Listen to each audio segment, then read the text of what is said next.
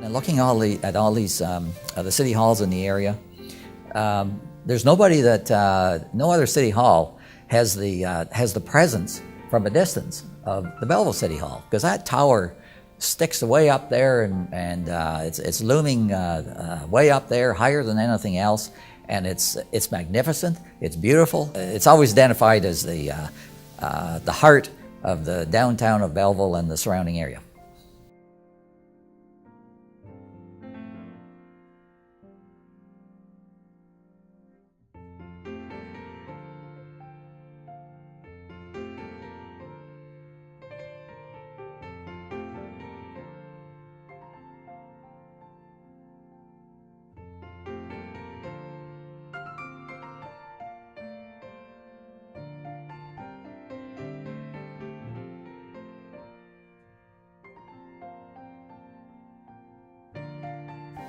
The 1850s and 60s represented a time when there was a lot of growing optimism here.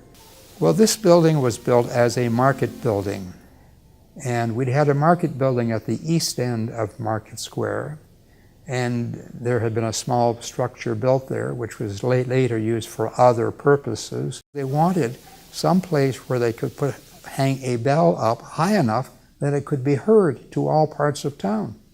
And that was one reason. They wanted a bell tower, and they wanted a clock that could be seen from the East Hill, from the West Hill, and also from the downtown. And all of this is founded on the amazing vision of people of the community way back in 1871 to 1873, when they conceived of this building, this beautiful building. The vision of this and the location was just fantastic. When you look at it, and I think at the day, it wasn't an easy thought-out process. I believe that some of it was, they had to borrow money, and it was a tough decision for them to do. They had this gung-ho vision of the future of Belleville, and this was a very aggressive project to take on back then, with a small, basically quite a small community. And we are all so beholden to the people way back in that time for having that vision. And it really helps you to look back and see all of that, and then feel that you really have we have a responsibility to carry on similar visions with the same enthusiasm and positive outlook. It's about vision, and when you look at this building, it is the landmark building in the city amongst some of the churches, and it's glad that it's been preserved.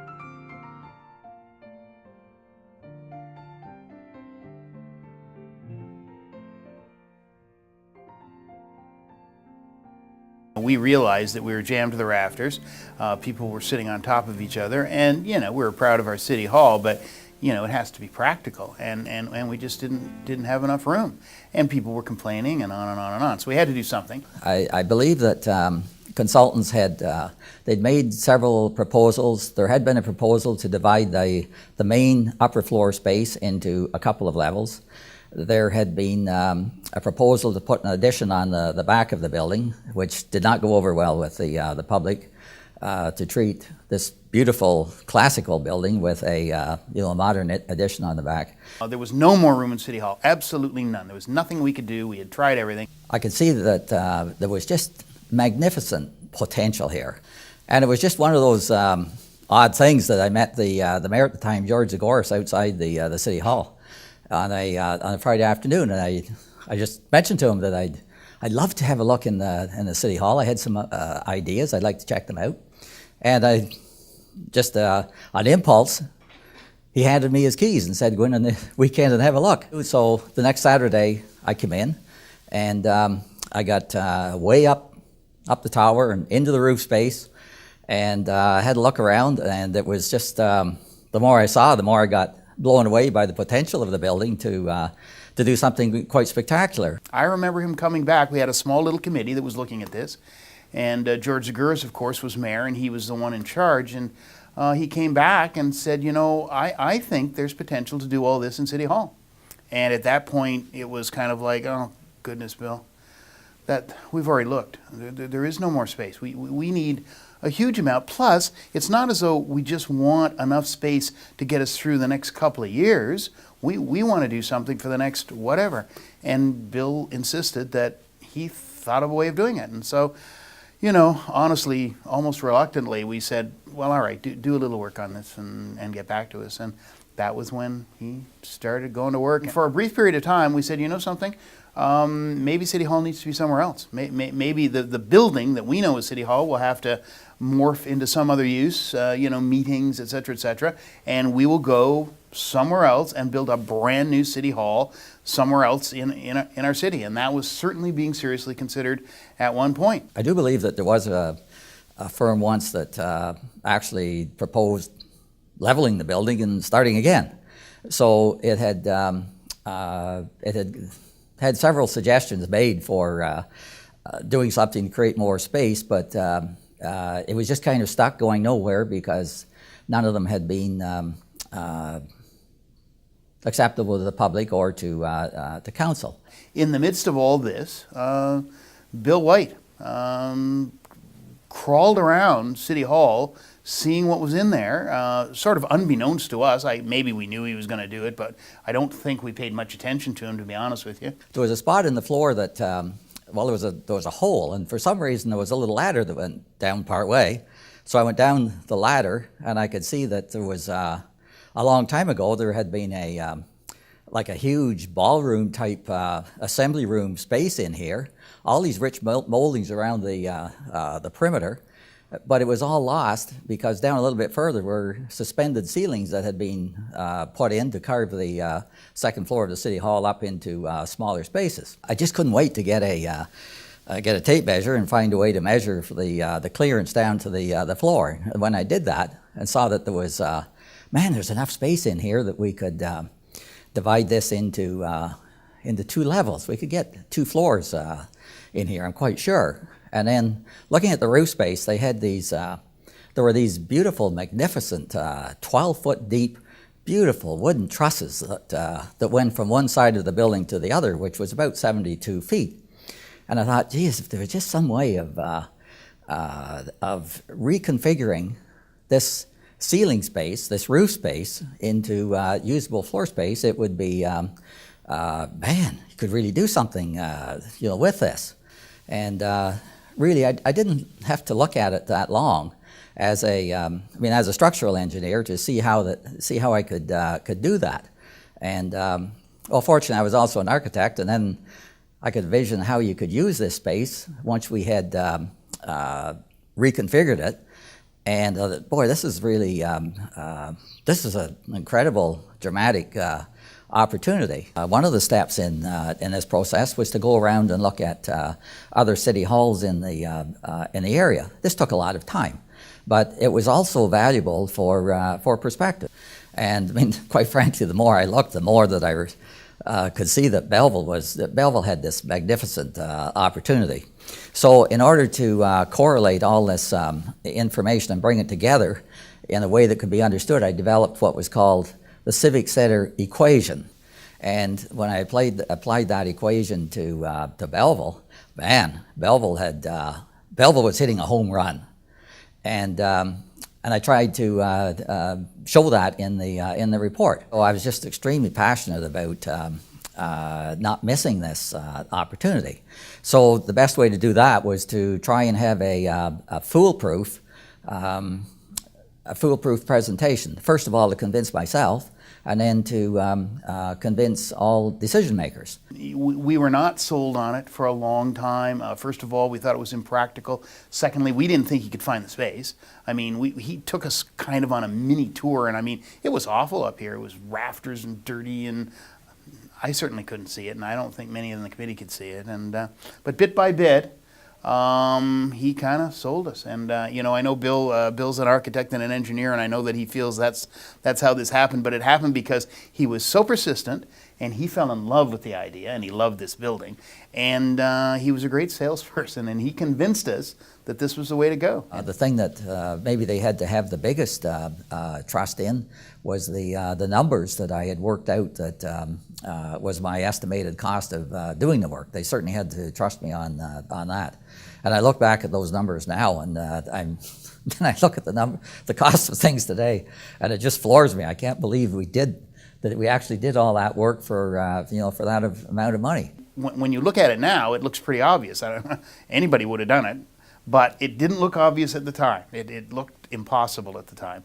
And Bill White and George Zaguris as well. I give George credit. George was the mayor at the time, and he and Bill had lots of meetings to try and figure this out. There were all kinds of obstacles to this. It did not work smoothly, but bit by bit, he kind of lured us in.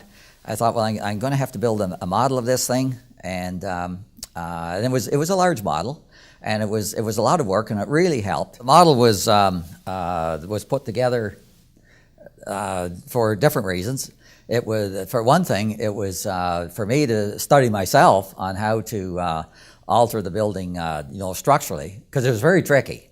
It was when we undertook the construction, it was not easy to reconfigure a structure to that degree and still, hold the roof up and have everything in place, and do drastic things like, bring new stairwells and elevator shafts and everything up through the existing structure where they really didn't want to fit. And it was very tricky. We were able to take the loads off the trusses in such a way that a lot of the members in the trusses we could reconfigure and create usable space in an attic space where it just wasn't there before. Honestly, to me, I don't have a whole lot of vision when it comes to this stuff. I kind of went, oh God, I hope this works, because it didn't look like it was going to work. It was a mess in here, and it was hard for me to visualize how it was all going to come together. And bit by bit, week by week, you started to see it come together, and towards the end, it was exciting, because then it was kind of like, wow, he did it. This is going to be really, really nice. It all went extremely well, and I look back and I'm absolutely amazed that something as tricky as this went so well. It's just great. One very basic thing was to look and once it all gutted, it was to confirm what appeared to be the case, and that was that the building was really well built. It was solid. You could say that, relatively speaking, it had good bones. The trusses were magnificent. Big timbers from white pine and so on, that probably from the area at the time. This is the kind of carpentry work that you would see in shipbuilding. The quality of construction carried right through in all respects, right to the top of the tower. The environment is beautiful, a lot of light. Bill was very big on getting as much light as he could inside the building, and I think he did a great job in that with the big center area and all that kind of stuff. Light being so important to the human psyche, and to have the building just full of all this natural light, it's so inspirational. One of the fundamental things that encouraged us to do that is that the way that I'd restructured the roof enabled light a lot of light to come down through a central atrium, and it made the interior spaces really quite inspirational. All this natural light. It was just an inspirational place to be. And George was very practical. George wasn't, going to be spending money on foolish flourishes. That was not his style. He wanted George would want the building to look nice, but his number one thought would be practicality. It has to work, it has to function, it has to be useful, and it has to have enough room that we can plan for the future. No, it was quite a change, and again, we had a big debate over that. I remember the debate was, well, you know, we've been on the second floor, we are more accessible. If you move us up to the fourth floor, we are less accessible, and so there'll be a disconnect between the people that work at City Hall, or at least the mayor and council up on the fourth floor, and the community. And oh, I don't know, we argued about that for a while too, but it's turned out very well. I mean, Best kept secrets, I guess, when they found the extra space here to do council. So to put the council chambers in the in this top floor, in the reworked truss spaces, in the end, sort of won out and seemed to be the most sensible thing to do. A lot of colorful stories out of here that you hear about. Probably half of them are maybe folklore, and the other half a bit to the truth. But I think that overall, the history in this building, it just speaks volumes of how our city's gone, and it's important to keep that history. The chair is really the only piece of furniture, significant furniture, that is used from the old one. was the mayor's chair, which is a beautiful piece of furniture, is tall. It's got, I don't know how tall it is, but it's 13 or 14 feet because of the backing on it, and it wouldn't fit. There was no way it was going to fit in the existing envelope. And so we're talking about, well, you know, you could cut it in half, which would have been awful to cut that beautiful piece of furniture in half. So it was kind of a stupid idea, but we didn't know what to do. And so what we did in the end was to create another long skylight right directly over the council chambers so that the mayor's chair could fit in there, and which brought even more light into the building. It was a little chaotic while they were doing the renovations because, of course, you know, the renovations were enormous, and so we had to move out. So we moved into King George Square. The King George, the old school. That didn't work out all that well, you know, but you know, there's nothing we could do about it because the reality was this building was a construction site. We couldn't work here, we couldn't have council meetings, and most of the staff had to go up there. And there was a sign outside, right along North Front Street, which said City Hall. And people had to get used to the fact that it was no longer a school. It had been closed for school purposes, but the city could get it, and did get it, to use for the time that this building, the new City Hall, was being built. It was very exciting once we could see how this really was going to work, and I'm sure it was exciting when the day came that everybody sort of got to come back in.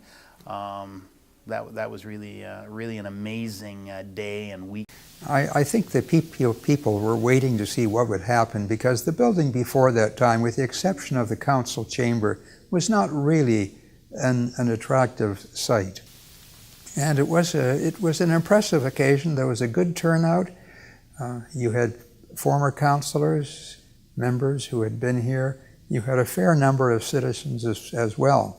It's a very warm building to work in too, you know, and I think maybe that helps with the arguments that go on at City Hall, which always do. If you're in a warm, comfortable building, maybe you're a little more likely to compromise and get things done.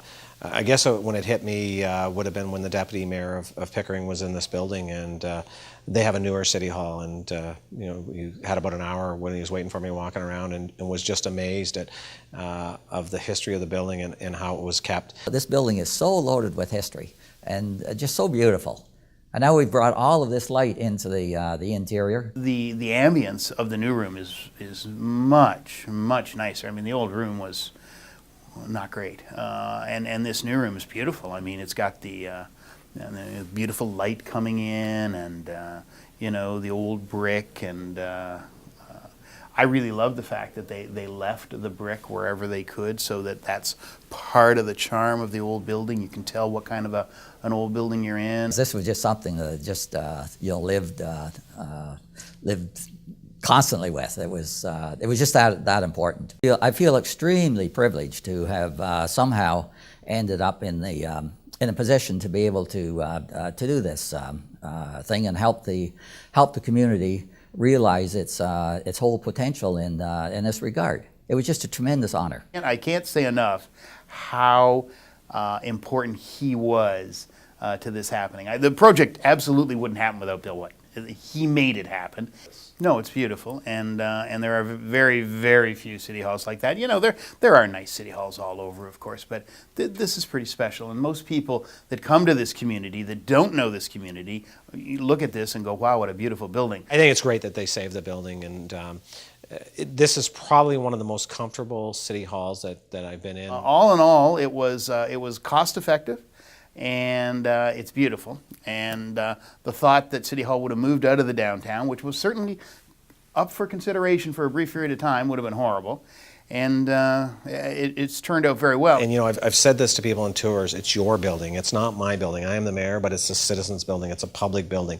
It's our community building. It's owned by everybody in the community. When I look back on it, it was kind of unusual. There was an excellent consensus to go ahead with the project, right from the beginning. And I really give, especially Mayor Zagoras, we had a very special relationship after this. It was a tremendous honor for him, for me to have him trust me out on the street that morning the way that he did. But then I felt that, and he felt that he'd been rewarded for that trust as well, that there really was an exciting opportunity here to develop. In hindsight, it looks like a simple decision, but it wasn't. And he was the mayor, and he was the guy that, if it turns out good, he gets the credit. If it turns out bad, he gets the blame. This building is very important to our history. It's very important to our community, and it's a building that should be here forever.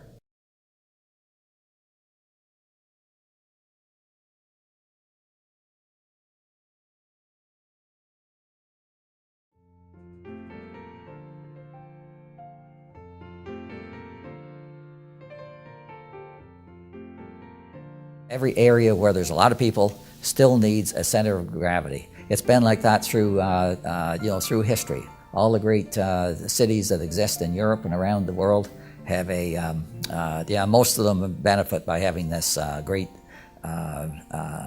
clear center of gravity.